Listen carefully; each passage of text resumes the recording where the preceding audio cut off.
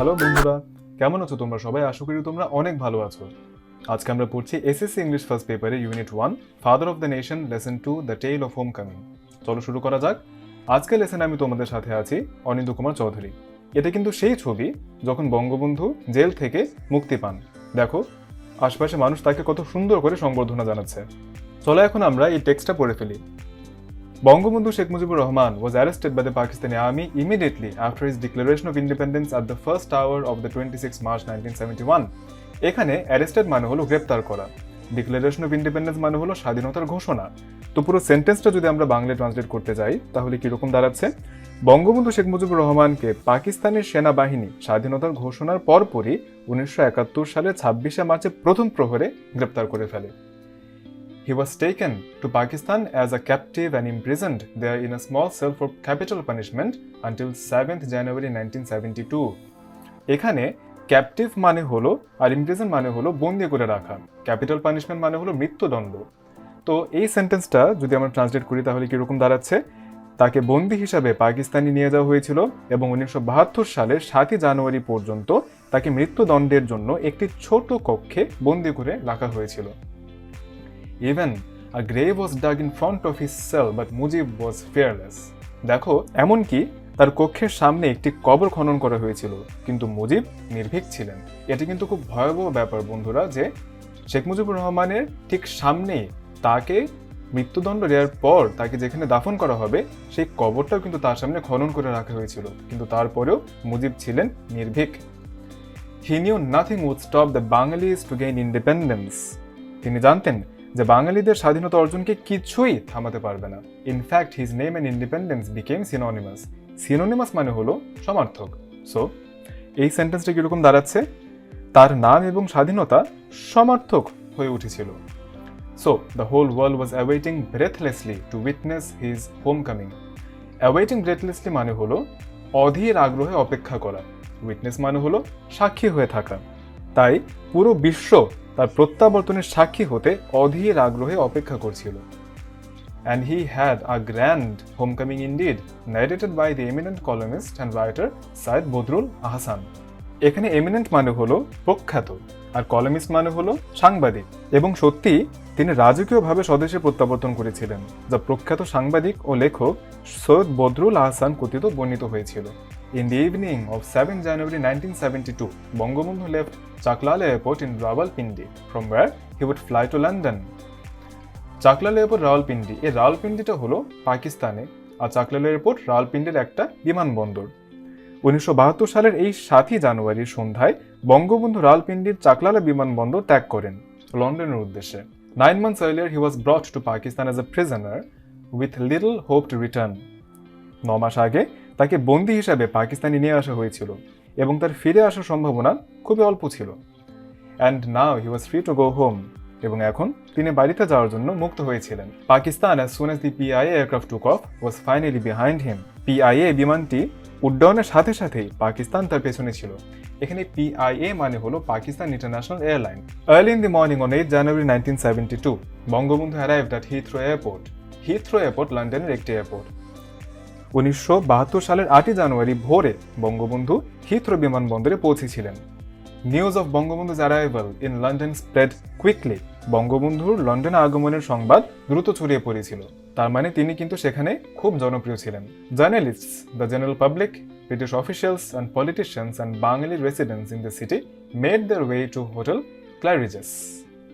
সাংবাদিক, সাধারণ জনগণ, ব্রিটিশ কর্মচারীগণ এবং রাজনীতিবিদ এবং শহরের বাঙালি বাসিন্দারা হোটেল ক্লারিজেসের উদ্দেশ্যে যাত্রা শুরু করেন। এই সমস্ত লোক বঙ্গবন্ধুকে দেখতে চেয়েছিলেন। News bulletins on the BBC and other media organizations made note of Bangabandhu's arrival in their headlines. দেখো সংবাদটা কিন্তু বেশ বড়সড় একটা সংবাদ ছিল যে বঙ্গবন্ধু লন্ডনে আসছেন। তাই বিবিসি এবং অন্যান্য সংস্থাগুলি নিউজ বুলেটিন তাদের শিরোনামে বঙ্গবন্ধুর আগমনের বিষয়টি জানিয়েছিল।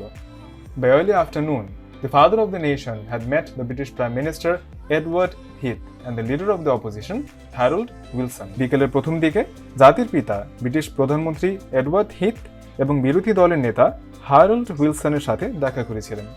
Then he called Dhaka and for the first time since his arrest by the Pakistani army in March spoke to his family.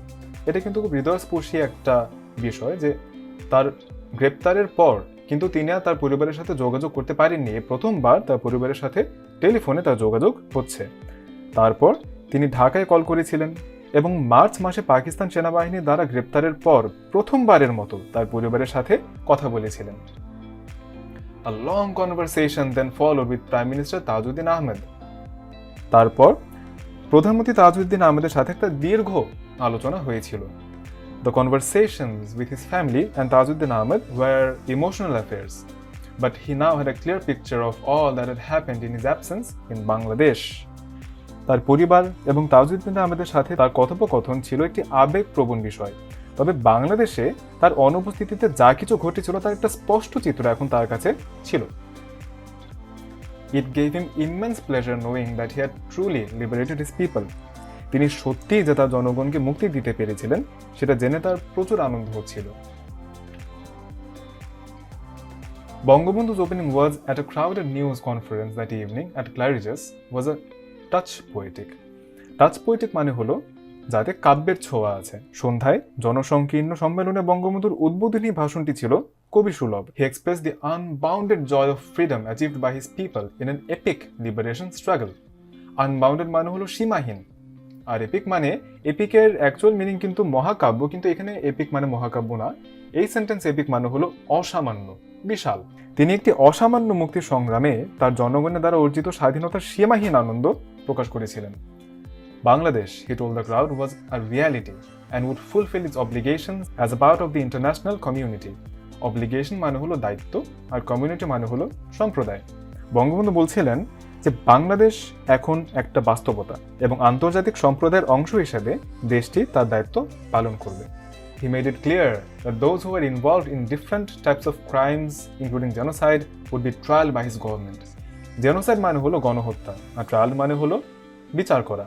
Bangabandhu বলছিলেন, তিনি স্পষ্ট করে দিয়েছিলেন যে গণহত্যা সহ বিভিন্ন ধরনের অপরাধে যারা জড়িত ছিল তার সরকার তাদের বিচার করবে। তো বঙ্গবন্ধু কিন্তু শুধু আমাদের স্বাধীনতার প্রতি তিনি যে খুশি হয়েছিলেন তা না, এই স্বাধীনতা যুদ্ধে যারা যারা অন্যায় অবিচার গণহত্যা করেছিল তাদের বিচার করবেন এই আশ্বাসও বঙ্গবন্ধু দিয়েছিলেন। এখন চলো বন্ধুরা আমরা কিছু প্র্যাকটিস করে ফেলি। আমাদের বইয়ে একটা এক্সারসাইজ আছে যেখানে বলছে work in pairs, write on the blank spaces how you would express this words or phrases in your own language and then make sentences with them. তো আমরা তো পেয়ার্সের কাজ করছি না, আমি তোমাদের একটু সাহায্য করে দিচ্ছি। এখানে যে ফ্রেজ বা ওয়ার্ডগুলো আছে এইগুলোর আনসার কিন্তু তোমাদের একটু অন্যরকম হতে পারে। আমি আমার মতো করে তোমাদেরকে সাহায্য করছি, তোমরা তোমাদের মতো করে এই কোয়েশ্চেনগুলোর আনসার করতে পারো। প্রথমে আমরা দেখি যে ডিক্লারেশন অফ ইন্ডিপেন্ডেন্স এটাকে আমরা আমাদের নিজের ভাষায় কি বলতে পারি। আমরা বলতে পারি proclamation of freedom. Proclamation of freedom মানে স্বাধীনতার ঘোষণা। আর এটাকে যদি আমি একটা সেন্টেন্সে ব্যবহার করতে যাই তাহলে কিরকম হবে? Bangabandhu declare the proclamation of freedom before his arrest. তারপর আমরা চলে যাই ক্যাপিটাল পানিশমেন্টে। ক্যাপিটাল পানিশমেন্টের বাংলা অর্থ হলো মৃত্যুদণ্ড। তো এটাকে ইংলিশে যদি বলতে যাই তাহলে ডেথ পেনাল্টি বলা যেতে পারে। আর যদি সেন্টেন্সে ব্যবহার করতে যাই তখন কিরকম দাঁড়াবে? দ্য জাজ sentence the murderer to death penalty. পরেরটাতে চলে যাই ওয়েট ব্রেথলেসলি। এটাকে বলা যেতে পারে ওয়েট ইমপেশেন্টলি, একদম অধীর আগ্রহ অপেক্ষা করা। The students were waiting impatiently for their results. To make their way, to make the way মানে হলো প্রসিড, সামনে এগোনো, যাত্রা করা। The crowd proceeded towards the scene of the accident. Satisfaction মানে হলো কন্টেন্ট। এটাকে সেন্টেন্সে ব্যবহার করলে লেখা যেতে পারে watching his newly built ship float on water gave Jamil great content. Emotional অ্যাফেয়ার্সকে আমরা বলতে পারি সেন্টিমেন্টাল ম্যাটার্স। সেন্টেন্সে বলতে গেলে the letters found in his diary had many sentimental matters. Immense মানে হলো huge. The excitement of the crowd in the stadium was huge. Touch poetic মানে হলো আর্টিস্টিক। এটা কিন্তু বন্ধুরা আমি আমার মতো করে বলছি, তোমরা কিন্তু অন্য কোনো শব্দ ব্যবহার করতে পারো। Artistic, Himel's speech had an artistic touch in it. Unbounded joy, unbounded জয়কে আমরা বলতে পারি unlimited happiness. The bird that I freed is flying around with unlimited happiness. Genocide মানে massacre. The soldiers carried out a massacre in that village. এর সাথে বন্ধুরা আমাদের আজকের এক্সারসাইজ শেষ হয়ে গেল, আমাদের আজকের লেসন শেষ হয়ে গেল। তোমাদের সবাইকে ভিডিওটি শেষ পর্যন্ত দেখার জন্য অনেক ধন্যবাদ। আশা করি এই ভিডিওটি দেখে এই চ্যাপ্টারের এই লেসনের এই অংশে তোমাদের আর কোনো কনফিউশন থাকছে না। তোমাদের সবার জন্য অনেক শুভকামনা। এই লেসনের পরবর্তী অংশ দেখার জন্য তোমাদের আমন্ত্রণ রইল।